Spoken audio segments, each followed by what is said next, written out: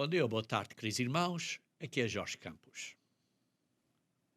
Os detalhes da sua vida já estão pré-determinados em avanço? Está tudo pré-programado? Você é simplesmente, digamos assim, um peão neste cósmico jogo de xadrez?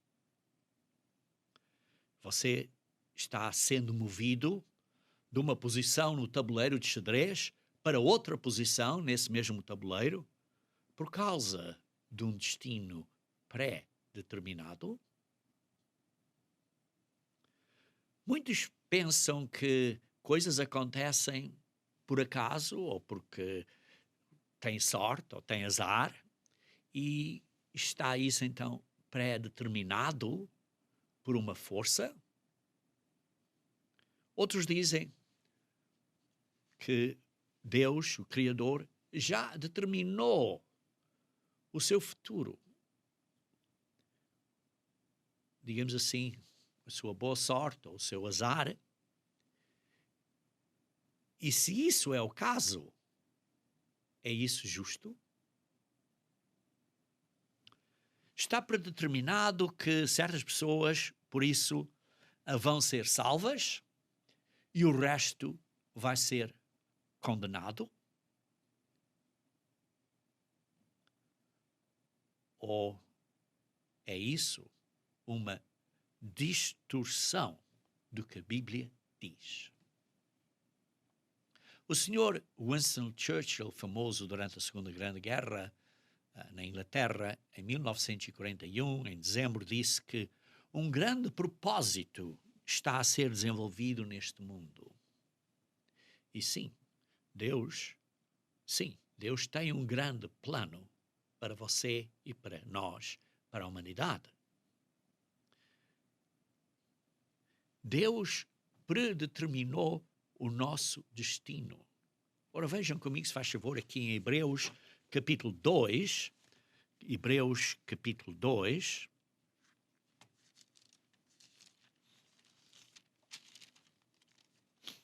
Hebreus, capítulo 2, versículo 10, que diz assim: porque convinha que aquele por cuja causa e por quem todas as coisas existem, conduzindo muitos filhos à glória. Queridos irmãos, Deus predeterminou que o seu destino é para vir a ser filhos e filhas dele na glória. Isso é o que Deus predeterminou. Deus predeterminou um plano para nós, um plano para a humanidade. Qual é esse plano? Para sermos filhos e filhas dele, da família dele. Ora, se o nosso destino então está predeterminado, então Deus planejou que você e eu vamos ser salvos, ou planejou que você e eu vamos ser perdidos. Por isso hoje, queridos irmãos, vamos analisar esta questão da predestinação. E vamos então começar a ler aqui em Isaías 46, versículo 9 e 10. E diz assim: lembrai-vos, Isaías 46, versículo 9, lembrai-vos das coisas passadas da antiguidade, que eu sou Deus e não há outro. Eu sou Deus e não há outro semelhante a mim, que desde o princípio anuncio o que há de acontecer. E desde a antiguidade as coisas que ainda não sucederam. Que digo, o meu conselho permanecerá de pé, farei toda a minha vontade. Deus é supremo e nada pode impedi-lo de fazer o que ele quer fazer. E por isso, desde o início da história humana, Deus declarou o fim da história. Como é possível? É porque Deus consegue olhar para os dias adiantes porque o futuro já existe? Porque o futuro está pré-determinado para nós? Não. A resposta está no versículo seguinte, no versículo 11. Isaías 46, versículo 11.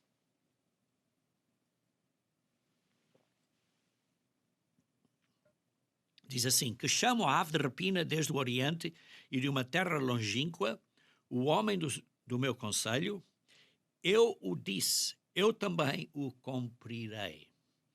Tomei esse propósito, também o executarei.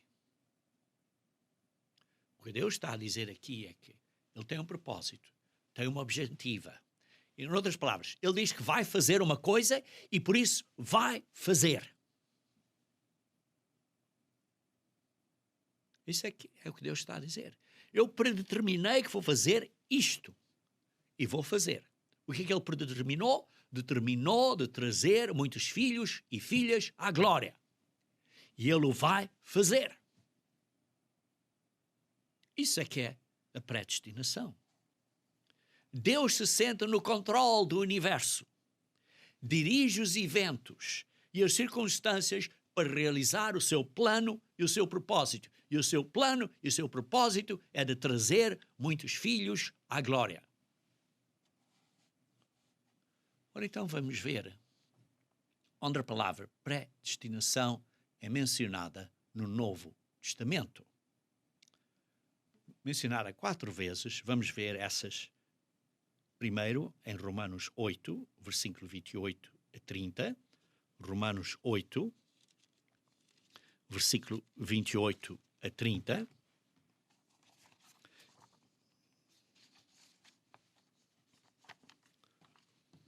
E diz assim, sabemos que todas as coisas cooperam para o bem daqueles que amam a Deus, aqueles que são chamados segundo o seu propósito.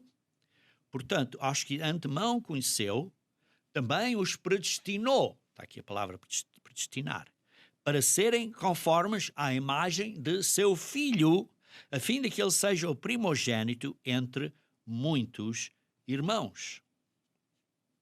Continuando no versículo 30.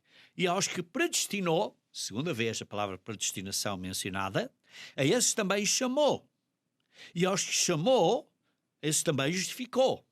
E aos que justificou, a esses também glorificou.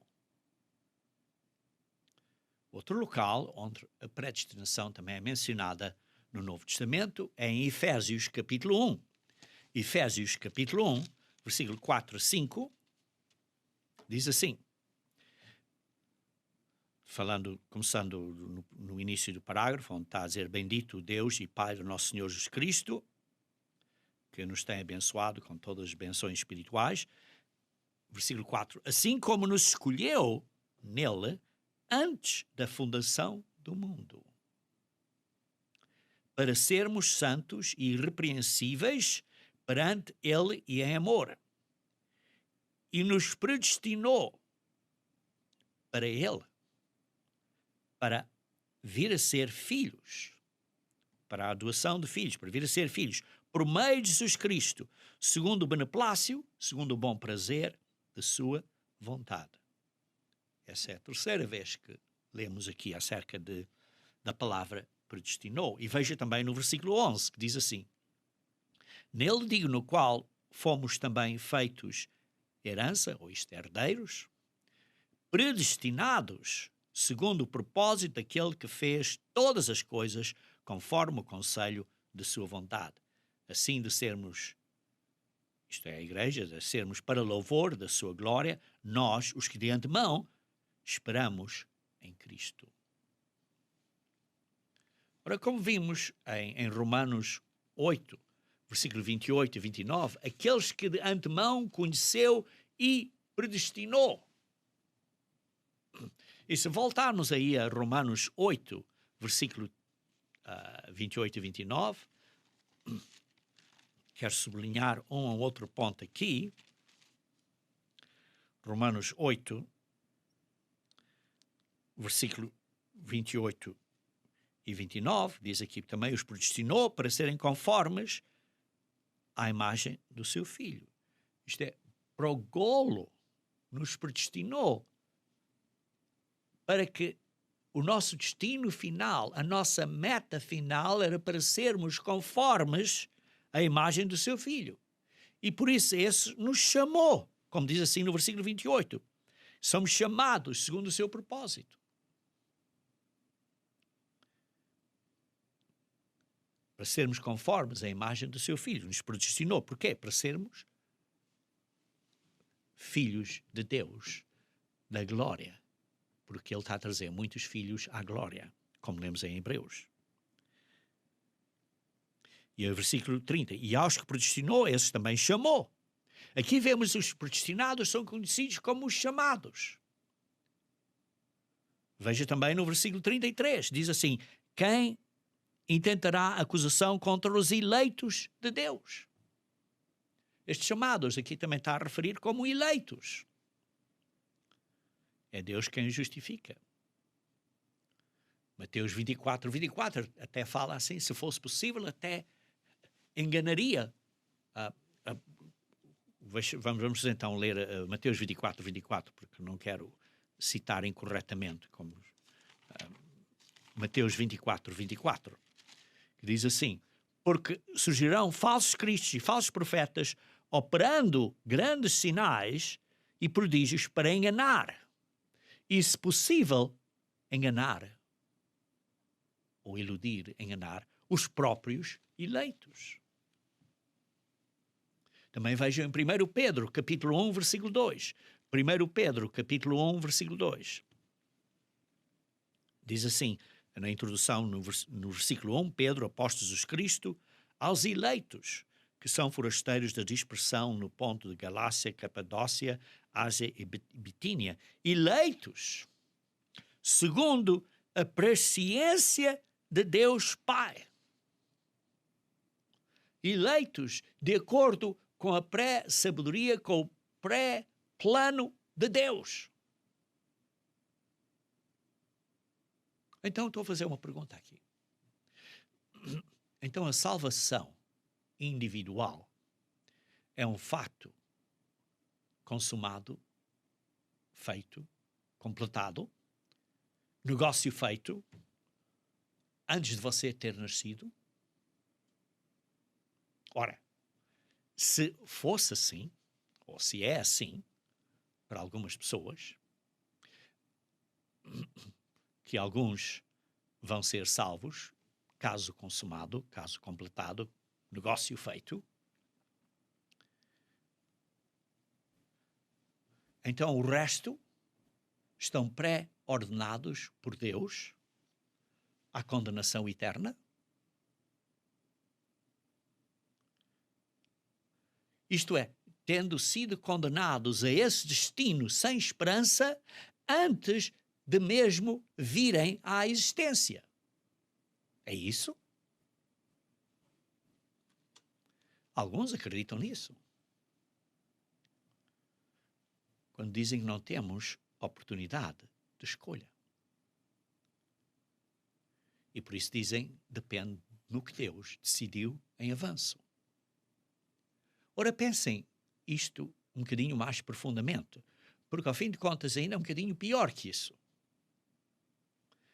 Para aqueles que acreditam no inferno, queimando eternamente as pessoas, sofrendo no inferno eternamente,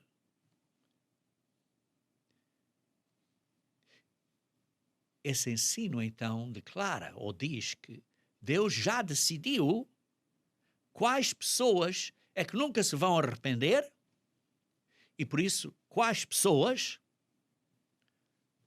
muitas pessoas, ora estamos a olhar para o mundo hoje em dia, bilhões de pessoas que não estão a praticar o amor de Deus e o carinho de Deus, não são verdadeiros cristãos, bilhões de pessoas,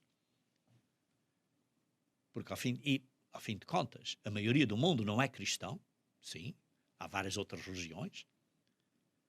Então, isso significa que essas pessoas que não praticam o cristianismo, não sejam verdadeiros cristãos, Deus os criou sabendo em antemão que tinha decidido para eles não se arrependerem. E por isso Deus os criou para simplesmente os torturar no inferno.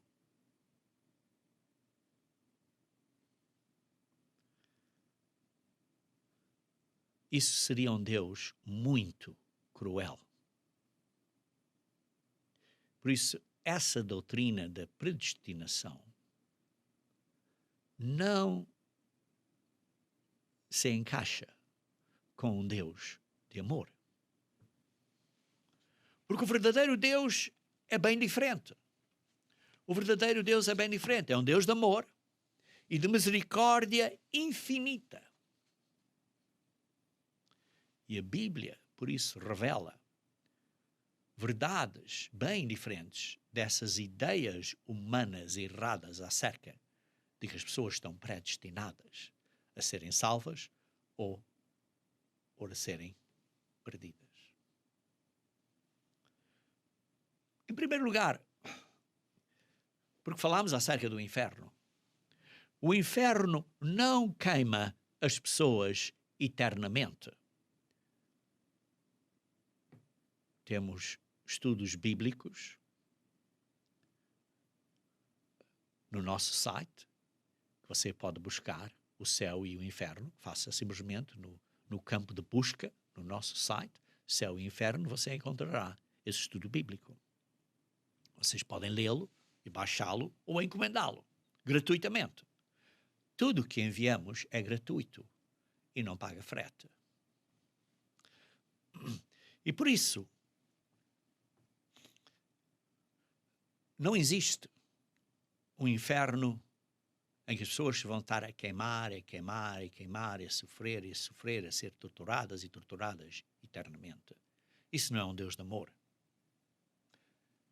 O que lemos na Bíblia é que, em vez disso, Deus vai incinerar, isto é, destruir completamente, e param de existir os relativamente poucos que finalmente se recusarem a se arrepender e a escolher o modo de vida de Deus. Queridos irmãos, é bem fácil provar da Bíblia que Deus não predestinou ninguém à condenação. Vejamos primeiro a primeira epístola de Timóteo, capítulo 2, versículo 3 e 4. 1 Timóteo, capítulo 2, versículo 3 e 4. Diz assim: isto é bom e aceitável diante de Deus, nosso Salvador, o qual deseja que todos os homens sejam salvos e cheguem ao pleno conhecimento da verdade. Qual é o desejo de Deus? É que toda a humanidade, homens e mulheres, toda a humanidade, sejam salvos.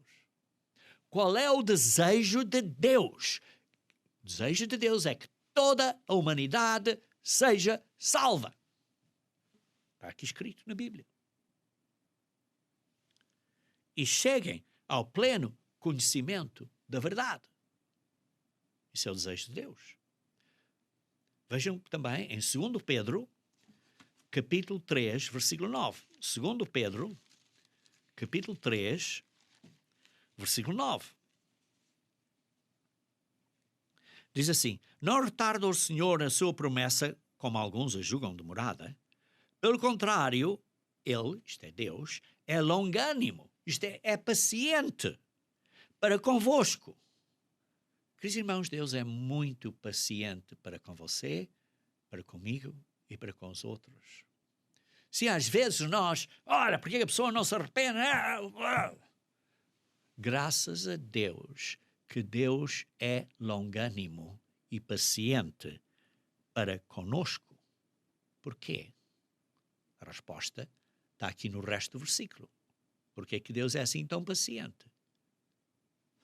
Porque não quer que nenhum pereça.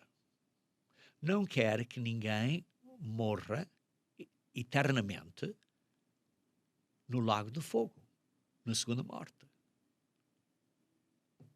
Esse lago de fogo, essa segunda morte, é uma morte eterna. Não é um inferno de tortura eterna, não. É uma morte eterna. E Deus não quer que ninguém pereça. Mas, aliás, se não, Ele quer. O que Ele quer é que todos cheguem ao arrependimento. E por isso Ele nos dá tempo e é paciente e nos dá espaço com a sua paciência para nos arrependermos. Nós, como membros da Igreja de Deus e como ministros, temos que ser pacientes com os outros irmãos que às vezes ainda não estão a fazer as coisas como deviam de fazer da maneira que você acha.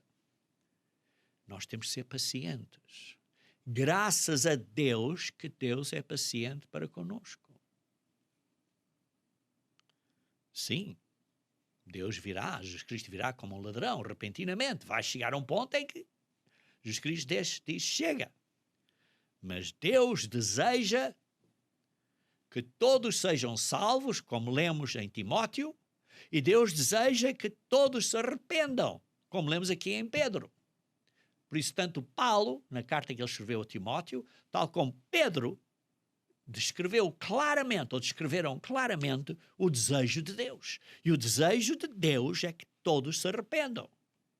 E Deus não faz acepção de pessoas. Vejam, por exemplo, em Atos capítulo 10, e há outros locais também que mencionam a mesma coisa, mas vamos ver simplesmente aqui em Atos capítulo 10, versículo 34, Atos 10, 34, que diz...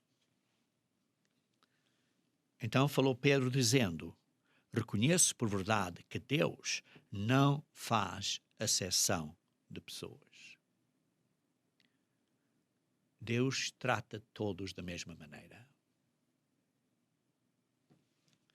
E por isso Deus é muito justo. E o seu desejo é que todos sejam finalmente salvos. O desejo de Deus é que todos sejam finalmente salvos. Sim, Deus predeterminou que quando formos salvos, o nosso destino é sermos filhos e filhas de Deus. Ele quer conduzir muitos filhos à glória, como lemos em Hebreus 2, versículo 10, há pouco. Esse é o desejo dele. Que todos sejam finalmente, cheguem finalmente a esse destino que ele predestinou. Mas ele não predeterminou se você terá esse fim ou não. Porque ele deixa que você faça a escolha se o vai obedecer ou não. Deus nos predestinou para esse destino, mas não predeterminou que você chegue a esse destino ou não. Isso é a sua decisão, depende do que você faz, depende que você se arrependa ou não, e depende que você chegue ao conhecimento da verdade ou não. E isso vai ser quando você tiver a oportunidade de entender a verdade. Isso vai ser a sua decisão, porque você tem arbítrio ou livre arbítrio.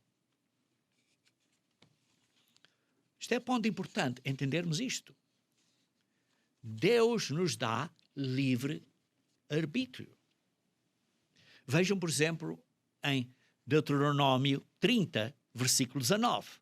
Deuteronômio 30, versículo 19, diz assim: os céus e a terra tomo hoje por testemunhas contra ti. Queridos irmãos, os céus e a terra quer dizer que é permanente. Tão permanente como o céu e a terra é para nós.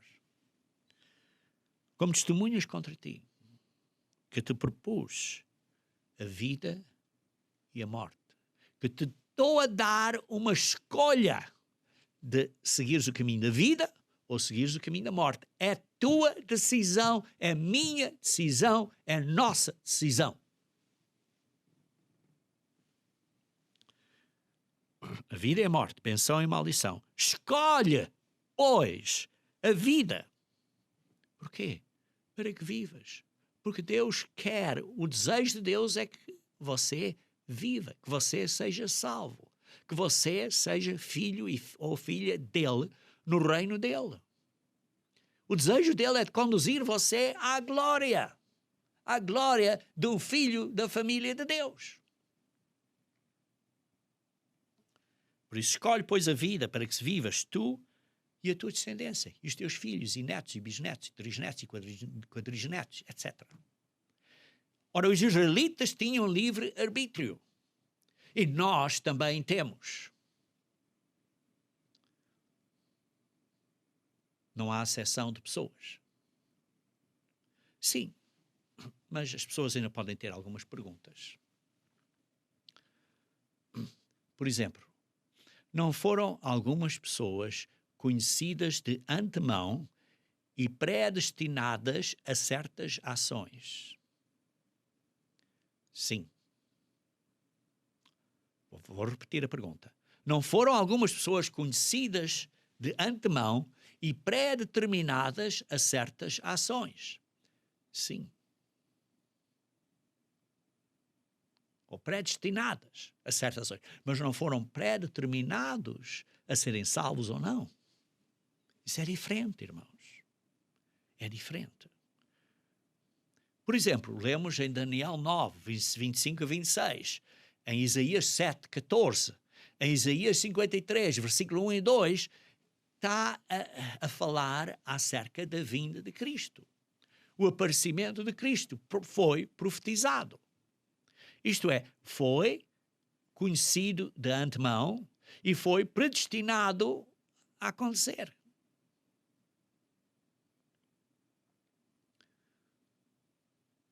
Por exemplo, a ascendência de Jacó sobre Esaú foi conhecida de antemão e predestinada. Vejam, por exemplo, em Gênesis 25, versículo 20 a 26.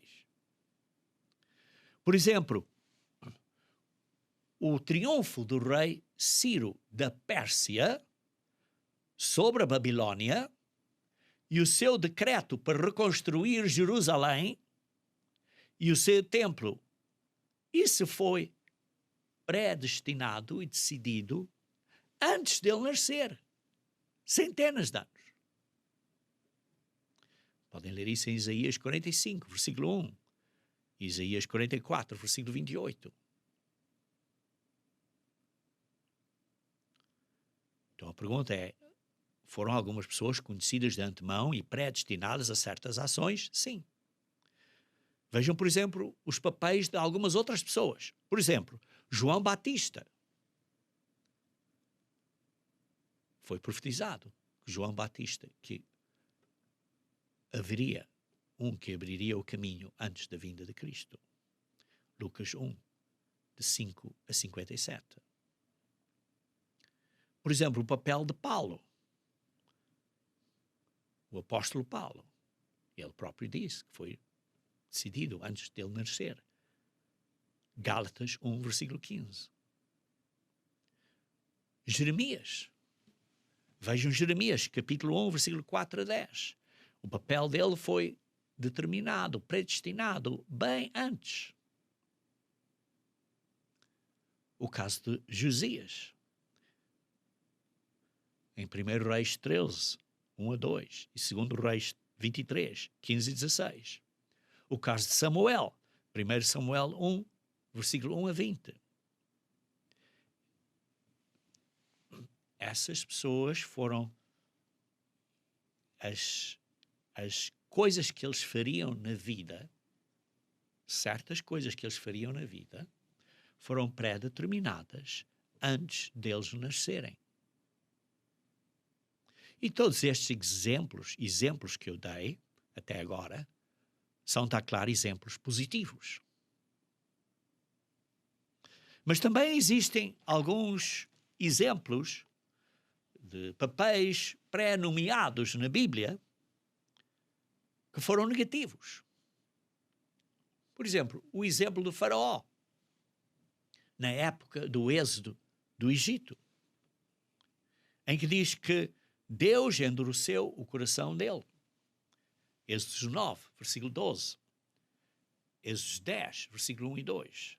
Romanos 9, 14 a 18.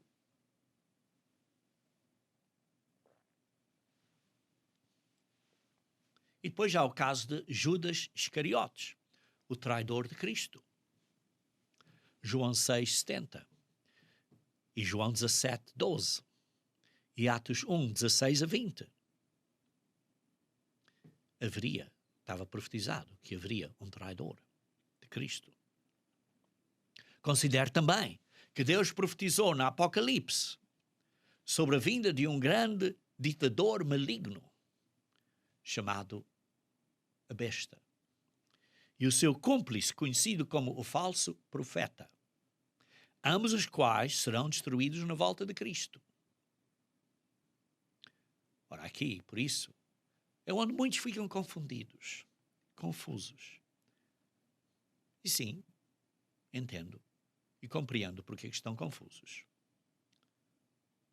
Porque a pergunta é, pois como pode ser que Deus predeterminou tais papéis que não são nada invejáveis, que parecem terminar em condenação, enquanto diz, como vimos, que é a vontade de Deus que ninguém pereça.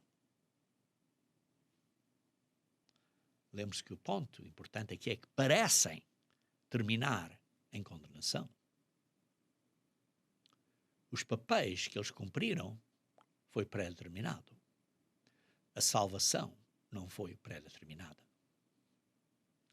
Vejam Atos, capítulo 4, versículo 12. Nesse ponto de entendimento, vejam também Atos, capítulo 4, versículo 12.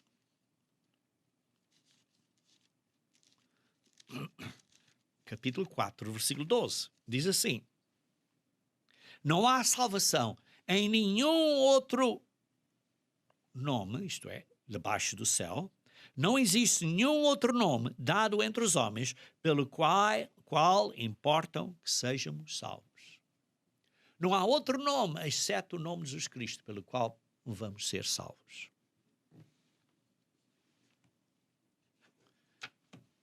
Só salvos pelo nome de Jesus Cristo. Mas você sabe, tão bem como eu sei, que talvez 2/3 da humanidade na Terra hoje em dia não acredita em Cristo como Messias. Há muitas outras religiões aí, na China, na Índia e sei lá que mais, em que tem outras religiões que não acreditam em Cristo. E por isso pode-se facilmente dizer que 2/3 da humanidade nem ouviram o nome de Cristo e vão morrer assim, ao fim da vida física.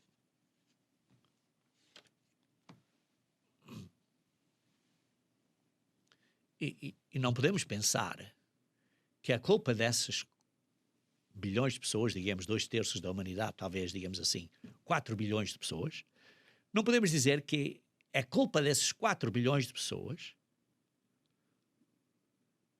é culpa deles que não entendem a verdade e que estão cegos da verdade. Por exemplo, crianças que morreram pequeninas nunca souberam o nome de Cristo, nunca entenderam isso. É outro exemplo. Ora, observe aqui as palavras de Cristo em João 6, 44. João 6, 44. João 6, 44. Diz assim: ninguém pode vir a mim. Ninguém pode vir a ser um verdadeiro cristão, disse Jesus Cristo, se o Pai que me enviou não o trouxer. E eu então ressuscitarei no último dia. Ninguém pode vir a mim se o Pai que me enviou não o trouxer.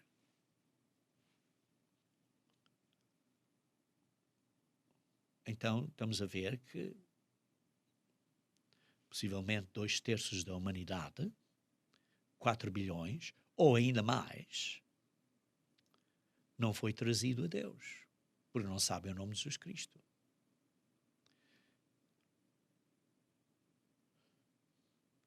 Por outro lado, sabemos que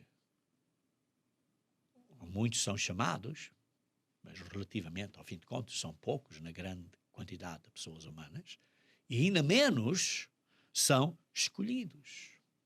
Está claro, por Deus.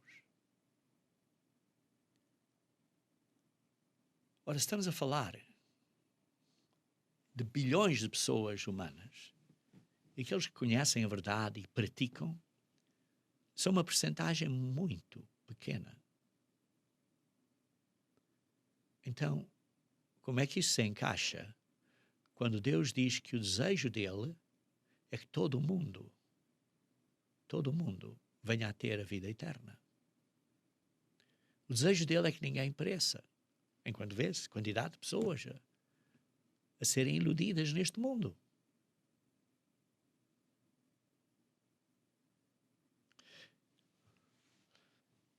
E mesmo pessoas que tenham aprendido acerca de Cristo, acerca da salvação, que tenham lido a Bíblia, ou ouvido o Evangelho que Cristo e os apóstolos pregaram, o Evangelho do Reino de Deus, nem todos esses que ouviram acerca de Cristo, ouviram acerca da salvação, ouviram acerca do Evangelho do Reino de Deus, nem todos esses entendem o significado disto, nem o praticam nesta era. Veja em Mateus capítulo 13, Mateus capítulo 13, versículo 11. Mateus 13, versículo 11.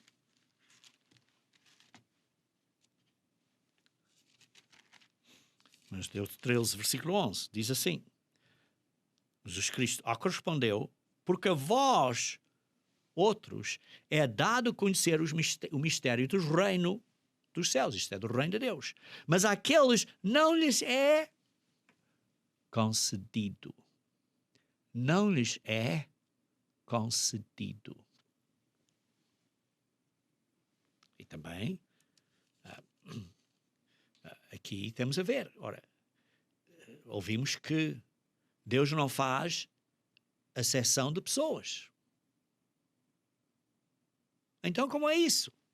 Se o seu desejo é que ninguém seja condenado, e que diz aqui que aos outros, ele fala em parábolas, porque aos outros não lhes é concedido entender, como é que isto se encaixa? Como é que isto se encaixa? O ponto é o seguinte, irmãos, que a humanidade não entende o plano de Deus. Não entende o processo que Deus está a executar para chegar à sua meta final de conduzir muitos filhos à salvação, à glória. Tem um processo. E estamos a ver aqui uma parte do processo e as coisas parecem que não estão a andar bem. Então andamos a dizer, mas como é que se passa? Porque não estamos a ver a visão completa, o plano completo. Então qual é o plano de Deus? A dificuldade que as pessoas têm é porque não entendem este assunto do plano de Deus. As pessoas não entendem este assunto, este progresso, esta execução do plano de Deus. Porquê? Porquê? Porque têm uma noção equivocada que é comum no cristianismo dominante. Porquê que não entendem? Porque têm uma noção equivocada que é comum no cristianismo deste mundo. Por isso é que não entendem. Ou, noutras palavras, as pessoas têm um entendimento errado que é comum nas religiões cristãs. Então qual é esse entendimento errado? O entendimento errado é que, na mente deles, Deus está numa grande competição com Satanás para ganhar almas. Temos que pregar o Evangelho para ganhar mais almas. Vamos ter esta atitude, digamos assim, que pessoas chamam ultra-protestante. Vamos fazer isto para salvar mais almas. Queridos irmãos, Deus não está numa competição com Satanás para ganhar mais almas. As pessoas não entendem isso. Eu digo isto tantas vezes, mas não se encaixa na mente das pessoas, porque continuam a ter esta ação. Olha, temos que salvar mais almas, temos que ganhar mais almas.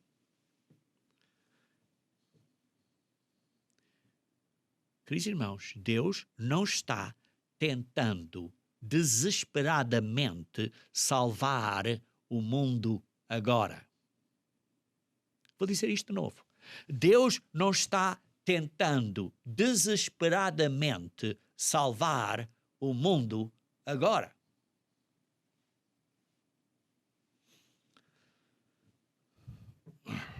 Isto deve ser entendido profundamente. Deus não está em competição com Satanás para ganhar mais almas e Deus não está tentando desesperadamente salvar o mundo agora. Temos que entender isso. Essa é a razão da atitude ultra-protestante das pessoas tentarem puxar a sua religião, que muitas vezes é incorreta, sim, porque não sabem o plano de Deus. Estão a tentar puxar a sua religião pela boca abaixo em outras pessoas. Então, o que é em vez disso? O que é em vez disso? O que é que Deus está permitindo? Deus está permitindo que este mundo seja enganado, seja iludido por Satanás por enquanto. Deus está permitindo que este mundo seja enganado por Satanás por enquanto. Leiam comigo, se faz favor, em 2 Coríntios, capítulo 4, versículo 3 e 4. 2 Coríntios, capítulo 4. 2 Coríntios, capítulo 4, versículo 3 e 4.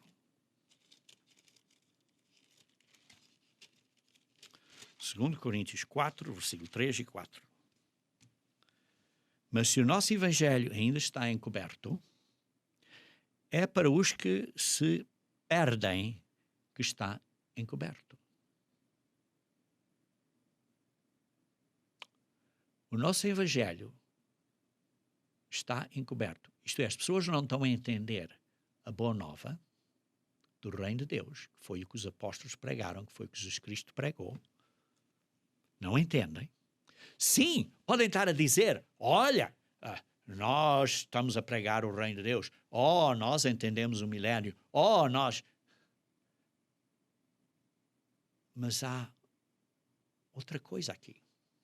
Sim, podem entender certas partes do plano. Mas ainda estão tentando desesperadamente salvar o mundo agora, ainda estão a entender que há uma competição entre Satanás e Deus para ganhar mais almas.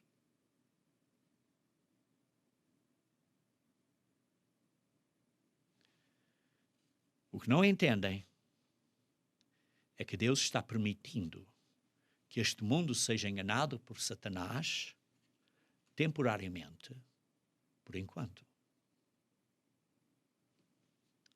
Continuando a ler no versículo 4. Vamos continuar aqui, diz, é para que os que se perdem que está encoberto. A boa nova do reino de Deus está encoberta. Sim, sabem que é um reino. Os israelitas sabiam que era um reino. Os israelitas sabiam que era um reino. Que era um governo de Deus na terra. Mas não entenderam a profundeza, o significado que isso é. Continuando a ler no versículo 4. Nos quais o Deus deste século, isto é, Satanás, cegou o entendimento dos incrédulos. O Deus deste século está a cegar o entendimento das pessoas. Por quê? Para que lhes não resplandeça a luz, o entendimento, que a campainha toca aqui dentro, que a lâmpada se acende e diz, estou a ver. Para não resplandeça a luz do Evangelho, da boa nova, da glória de Cristo, da boa nova da glória de Cristo, o qual é a imagem de Deus, porque esse é o propósito, que Deus está a conduzir muitos filhos à glória. E não entendem que Deus tem um plano para nos conduzir a essa glória. E não entendem, esta luz não acende, esta lâmpada não acende.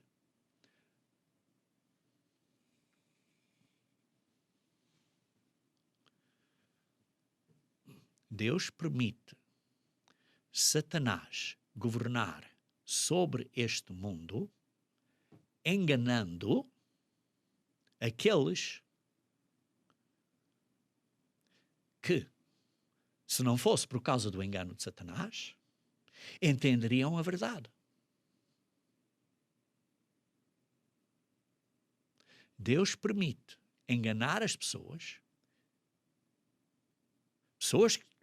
que são boas pessoas, que são sinceras, que querem de facto obedecer a Deus e isso tudo, são sinceras, mas Deus permite Satanás enganar essas pessoas temporariamente, por enquanto, pois se não fosse esse engano, entenderiam a verdade, é o que diz aqui. O Deus deste século cegou o entendimento dos incrédulos. Por que ele cegou o entendimento dos incrédulos, o Deus deste século? Porque Deus, verdadeiro Deus, permite. Não é uma guerra, ele permite.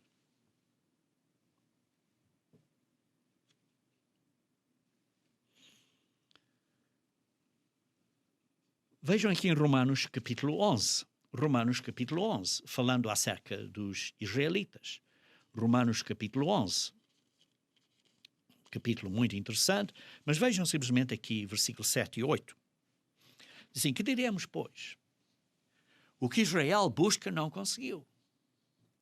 Os israelitas falharam desesperadamente, falharam terrivelmente. Mas a eleição o alcançou. Nós, os eleitos, os poucos que somos chamados, estamos a entender o que Israel não entendeu.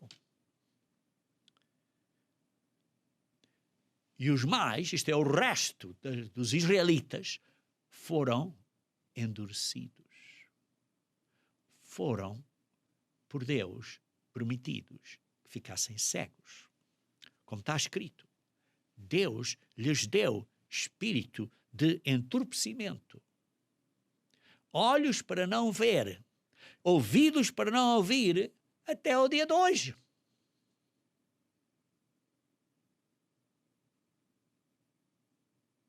Deus lhes deu esta cegueira. E por outro lado, Satanás está a usar essa oportunidade porque Deus permite isso.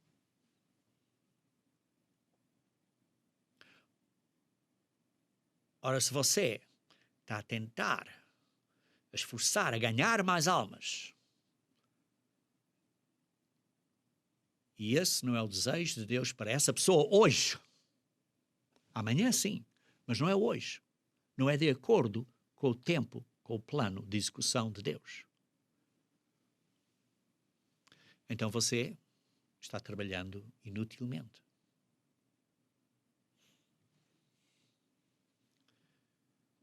Queridos irmãos, nós vemos que desde os dias de Adão e Eva, Deus permitiu Satanás enganar e governar este mundo. Sim, você lê em Gênesis, capítulo 3, que Adão e Eva fizeram a escolha incorreta. E, queridos irmãos, todos nós, seres humanos, desde aí até hoje, temos feito a escolha incorreta. Todos nós, seres humanos, estamos a seguir o nosso caminho, o caminho de misturar o bom com a verdade. Ora, porquê é que Deus permite isso? Porquê é que Deus permite isso? Para aprendermos uma lição. Deus permite isso. Deus permite Satanás enganar o mundo temporariamente, por enquanto, para nós aprendermos uma lição vital. Qual é essa lição vital? Qual é essa lição vital? A lição vital é que qualquer modo de vida que seja diferente do que Deus nos revelou ser o modo correto, qualquer modo de vida que seja diferente do que Deus nos revelou que é o modo correto, ao fim das contas, esse modo de vida que você quer seguir, que seja diferente do que Deus nos dá. Esse modo de vida que você decide que é diferente do modo de vida que Deus nos dá. Esse modo de vida, no final de contas, só traz miséria, sofrimento e a morte. É o que a Bíblia diz. É a árvore do conhecimento do bem e do mal. Que, se comeres dela, morrerás. É o caminho que todos nós estamos a seguir desde o Adão e a Eva. Todos nós temos escolhido esse caminho dessa árvore da morte. Porque só há um caminho, só há uma maneira, que é o caminho da vida, só há uma porta, que é por Jesus Cristo, é seguir o exemplo dele. Ora, vejam em Romanos 3, versículo 23. Romanos 3, versículo 23. Diz assim: pois todos pecaram e carecem da glória de Deus. Queridos irmãos, qual de nós é que tem feito a escolha correta? Nenhum! Nenhum! Você pode estar assim em sua casa e dizer: olha, eu estou a tentar a ser tão boa pessoa, eu sou tão bom, e esta outra pessoa, por exemplo, é que está contra mim e tudo, e este é o problema que eu tenho, a minha vida é assim, porque eu estou a tentar a ser tão boa pessoa. O que é que a Bíblia diz? Todos pecaram. Incluindo eu, incluindo você. E por isso, carecemos da glória de Deus. E depois, no capítulo 6, também no versículo 23, capítulo 6, versículo 23 diz: o salário do pecado é a morte. Todos pecamos e o salário do pecado é a morte. Todos, você e eu, todos nós, merecemos a morte. Todos nós merecemos a morte. Por isso, a maioria das pessoas que estão seguindo este caminho se perdem. Todos nós estamos-nos a perder, a não ser que sejamos redimidos. Porque se não formos redimidos por Jesus Cristo, estamos condenados à morte. A questão é quando é que Jesus Cristo, é que Deus decide de nos redimir. Alguns agora, outros mais tarde. Essa é a diferença. Essa é a diferença. Então vamos analisar aqui a resposta, analisando 7 pontos brevemente. Primeiro, a vontade de Deus é que ninguém pereça. A vontade de Deus é que ninguém morra eternamente. A vontade de Deus é que todos sejam salvos e que cheguem ao arrependimento. Segundo, Jesus Cristo é aquele por quem o Pai nos criou. Ele deu a sua vida eterna por nós. Colossenses 1, versículo 16 diz: tudo foi criado por Ele. João 3, versículo 16 diz: Deus nos ama tanto que deu o seu único filho para que ninguém pereça, mas que tenhamos a vida eterna. O desejo de Deus, primeiro, é que ninguém pereça. E, em segundo lugar, o Pai nos deu o seu único Filho unigênito, e o Jesus Cristo deu a sua vida. Aquele que nos criou deu a sua vida para nós virmos a ser seres espirituais na família de Deus. Terceiro, a palavra igreja, eclésia, quer dizer, aqueles que são chamados. Perdão. Somos chamados. Somos as primícias. Somos os primeiros frutos. Tiago 1, versículo 18 diz: somos um tipo de primeiros frutos. Ora, se há primeiros frutos, é que vai haver segundos e terceiros e seja lá que mais. Quer dizer, outros frutos depois.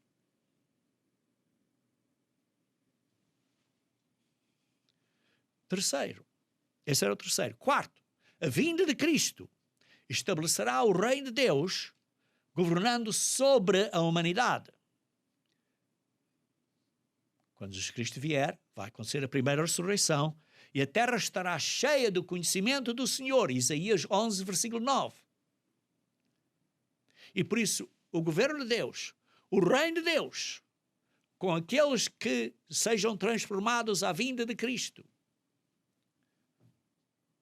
como lemos em 1 Coríntios capítulo 15, cerca de 52, 53, vemos que esses vão ser transformados e ser seres espirituais para governar com Cristo sobre os seres humanos físicos que são os nossos descendentes que estão a viver na Terra.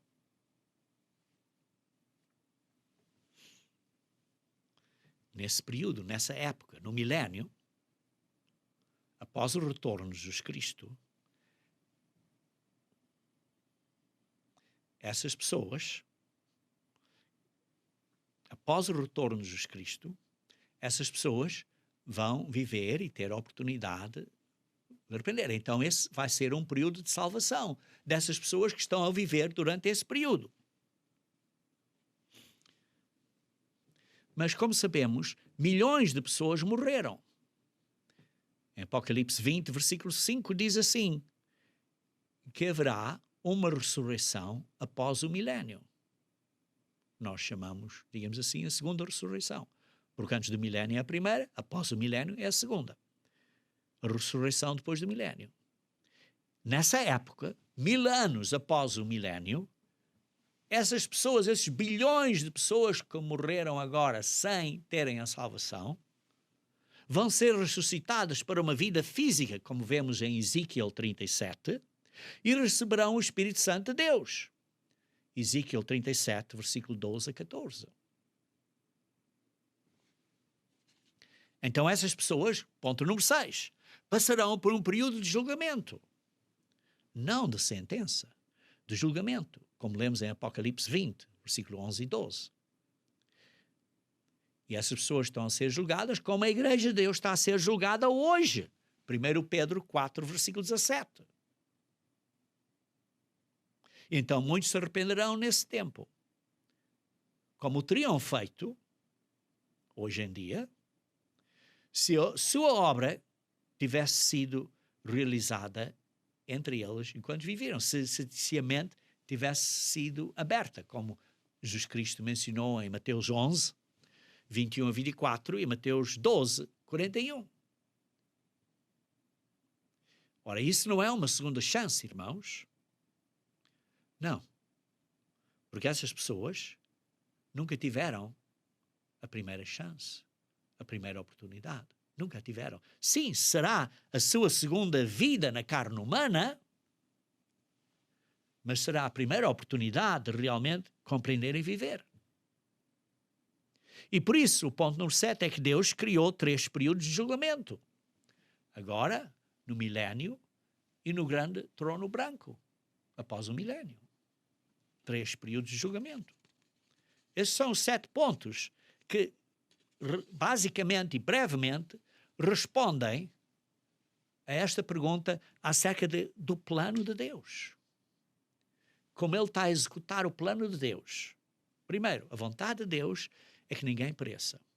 Segundo, Jesus Cristo deu a sua vida por nós, aquele que nos criou, e Jesus Cristo nos ama. E o Pai nos ama, porque o Pai nos deu o seu Filho unigênito. Depois vimos que a igreja, a eclésia, é aqueles que são chamados. Somos as primícias, e por isso há mais além das primícias. Quarto, a vinda de Cristo estabelecerá o reino de Deus, o milénio, em que as pessoas, então, vão ter o conhecimento da verdade, o conhecimento do Senhor, como podem ler em Isaías 11, versículo 9. Quinto, haverá uma segunda ressurreição após o milénio, como lemos em Apocalipse 20, versículo 5. Essas pessoas vão ser ressuscitadas a uma vida humana, física, temporária, como lemos em Ezequiel 37, no Vale dos Ossos Ressequidos. E receberão o Espírito Santo de Deus depois de virem a ter conhecimento. E essas pessoas, por isso, estão a passar, ponto número 6, por um julgamento, um período de julgamento, tal como nós, na Igreja de Deus, estamos a passar por um período de julgamento hoje, de aprendizagem. E sétimo, estes 7 pontos, o sétimo, é que Deus tem 3, por isso tem 3 períodos de julgamento. A era presente, para aqueles que são chamados e os eleitos agora. O resto dos que continuam a viver para dentro do milénio, vai ser o segundo período de julgamento dessas pessoas físicas que vão viver para dentro do milénio. E depois do milénio vai haver uma ressurreição, que é o juízo final. E essas bilhões e bilhões de pessoas que viveram no passado vão ter a primeira oportunidade que nunca tiveram. Então, para fazer isto bem claro, o que é a predestinação? A predestinação não é se as pessoas serão salvas ou condenadas no fim das contas. A predestinação é a predestinação de quando vão receber a salvação. Alguns estão predestinados agora e outros estão predestinados para mais tarde.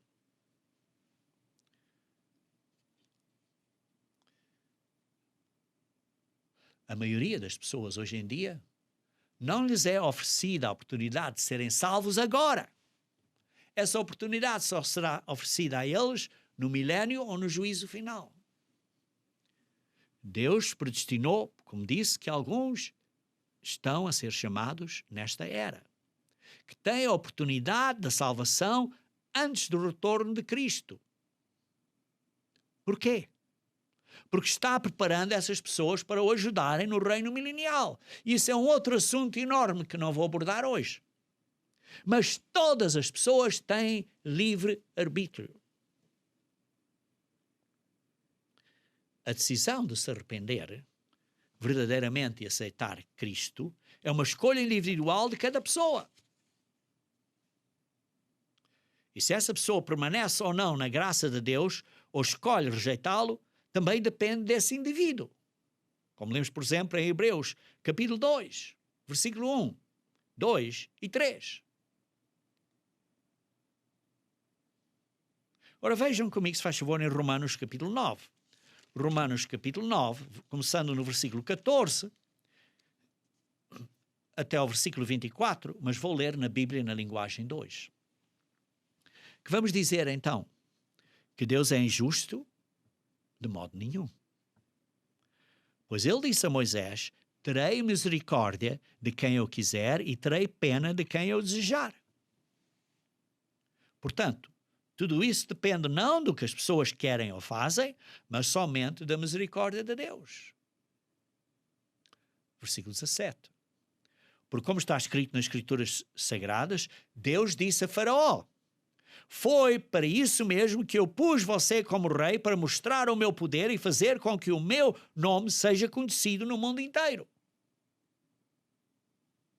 Portanto, versículo 18, Deus tem misericórdia de quem Ele quer e endurece o coração de quem Ele quer. Versículo 19, algum de vocês vai me dizer: se é assim, como é que Deus pode encontrar culpa nas pessoas?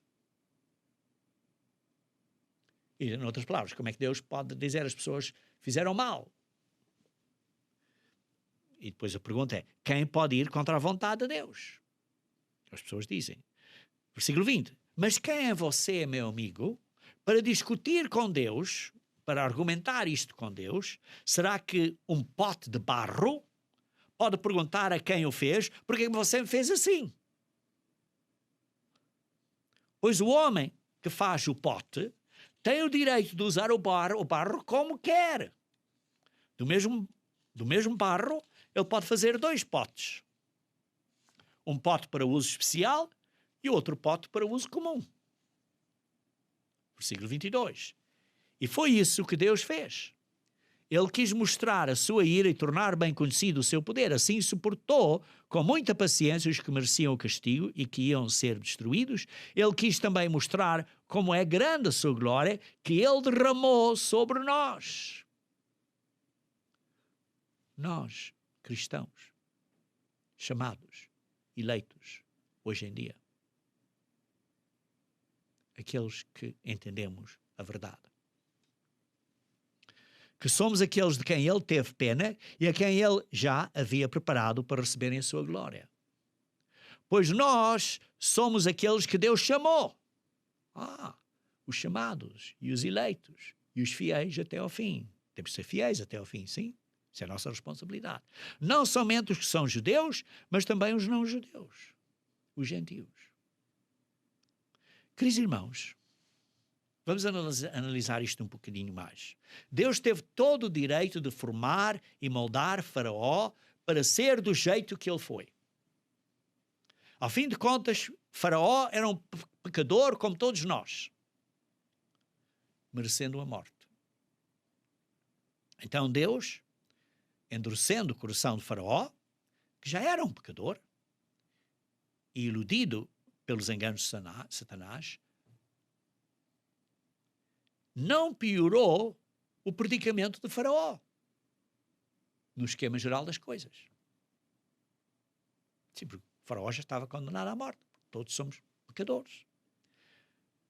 Por isso Deus não fez com que Faraó pecasse. Não. Vemos em Tiago 1, versículo 13, que Deus não tenta ninguém para pecarem. Como lemos em Êxodo 8, versículo 15 e 32, era parte da natureza de Faraó, pois ele já tinha sido endurecido o seu coração, e por isso Faraó tornou-se mais obstinado nos seus caminhos. Porquê? Porque ele viu que podia fazer coisas e não tinha consequências. Por isso Deus soube usar circunstâncias, direcionar circunstâncias para provocá-lo a uma reação particular, para uma lição ao povo. E porque Faraó fez uma promessa e depois rescindiu essa promessa e não teve consequências desfavoráveis, então ele se endureceu ainda mais. E por isso Deus então usou essas circunstâncias para destruir toda a força egípcia de carruagens que haviam saído para reescravizar os israelitas. E assim transformou a arrogância de Faraó em completa humilhação. Êxodo 14. É claro que, irmãos, que Faraó terá a oportunidade de se arrepender e receber a salvação durante o juízo final. Em última análise, a justiça de Deus se estenderá a ele tanto quanto a qualquer outro ser humano. E por isso vemos que Deus dirige os eventos e as circunstâncias para realizar o seu plano, tal como lemos em Isaías 46, versículo 11 ao início, que diz, eu o executarei. E por isso, Deus pode mesmo cuidar que certas pessoas sejam influenciadas a fazer certas ações específicas Para quê? Para garantir que o plano de Deus e o propósito de Deus sejam concluídos e cumpridos. Mas Deus claramente, não causa diretamente tudo o que ocorre em determinado momento na sua vida e na minha vida. Na maioria das vezes, Deus simplesmente permite que você e nós sejamos enredados pelas nossas próprias inclinações carnais e as nossas escolhas erradas. Portanto, Deus não mapeou, não predestinou todos os detalhes da sua vida ou da minha vida. Quanto ao motivo pelo qual Deus decide chamar agora uma pessoa em particular, talvez você, se você está a entender esta verdade e este caminho, qual esse é o motivo de Deus, só Deus sabe essa resposta. Mas Ele, como Criador, tem a prerrogativa de chamar uma pessoa agora, se Ele desejar, e chamar a outra mais tarde. No entanto, Ele quer que todos sejam salvos. Devemos ter confiança que quando Deus decide chamar a você, será a melhor opção para você, porque Deus só quer o melhor para você. Ser chamado agora é um privilégio. Em 1 Coríntios, capítulo 1, versículo 26 a 29, vamos ler então 1 Coríntios, capítulo 1, versículo 26 a 29, diz assim: irmãos, reparai, pois, na nossa vocação, isto é, na nossa chamada, no nosso convite. Visto que não foram chamados muitos sábios segundo a carne, nem muitos poderosos, nem muitos de nobre nascimento. Pelo contrário, Deus escolheu, selecionou, elegiu as coisas loucas do mundo, os moros, grego é moros, aquelas coisas loucas do mundo, para envergonhar os sábios. E Deus escolheu as coisas fracas do mundo para envergonhar as fortes. E Deus escolheu as coisas humildes do mundo e as desprezadas e aquelas que não são, para reduzir a elas a nada os que são, a fim de que ninguém se vanglorie na presença de Deus. Ser chamado agora, queridos irmãos, é um privilégio maravilhoso, mas não faz com que você seja melhor que as outras pessoas. Você não é melhor que os outros. Nós não somos melhores que ninguém mais. Mesmo que sejamos chamados agora, nós ainda temos livre arbítrio. E, portanto, por causa disso, porque temos livre arbítrio, podemos cair se não continuarmos a nos arrepender e a obedecer à verdade diariamente. Porquê? Porque não somos peões neste tabuleiro de xadrez. Segundo Pedro, capítulo 1. Segundo Pedro, capítulo 1, versículo 10. Segundo Pedro, capítulo 1, versículo 10. Por isso, irmãos, procurai com diligência cada vez mais confirmar a vossa vocação e eleição. Queridos irmãos, por isso, temos que nos esforçar diariamente, usando o nosso livre-arbítrio, para fazermos a escolha correta na nossa vida diária. Porquê? Para confirmarmos a nossa chamada e a nossa eleição. Somos chamados e eleitos. E assim, se tivermos cuidado com isso, não vamos tropeçar. E então, dessa maneira, vamos ter a entrada no reino do nosso Senhor e Salvador. Portanto, queridos irmãos, vamos, por favor,